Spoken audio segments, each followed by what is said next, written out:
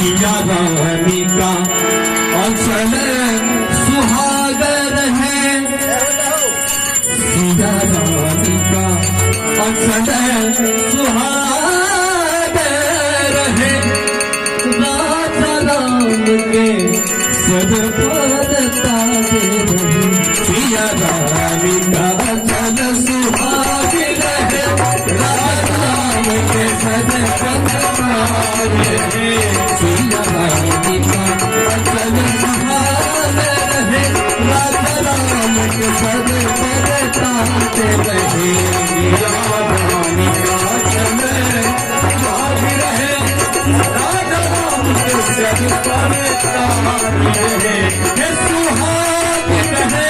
संताज रहे, हे सुहाग रहे संताज रहे, हे सुहाग रहे संताज रहे, सुहाग रहे संताज रहे, सुहाग रहे संताज रहे, सुहाग रहे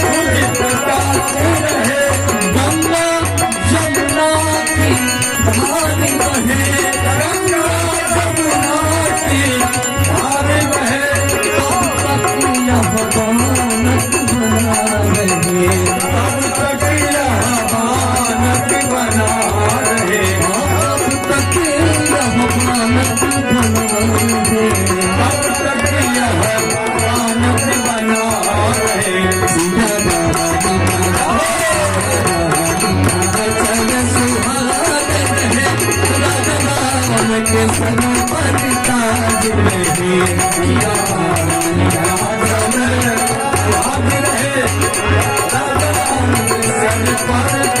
रहे,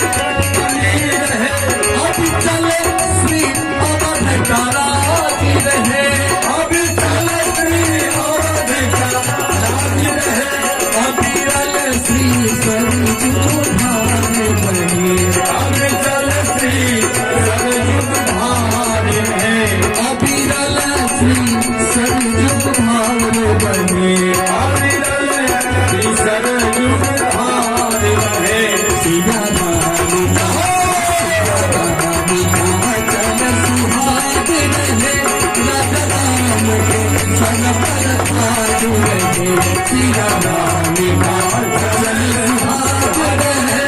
राधा राम के सर पर ताज रहे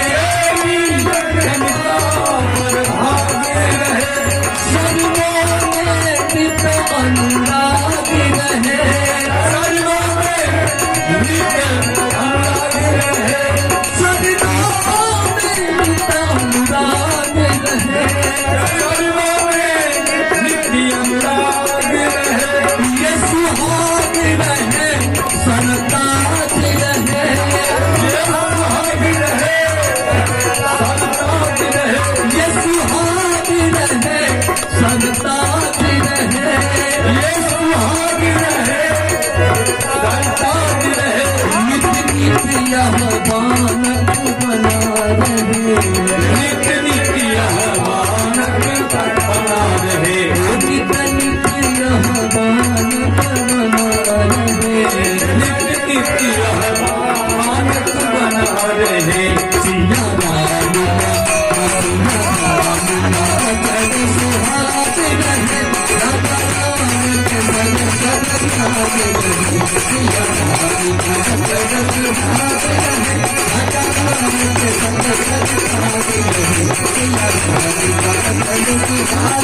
Thank you.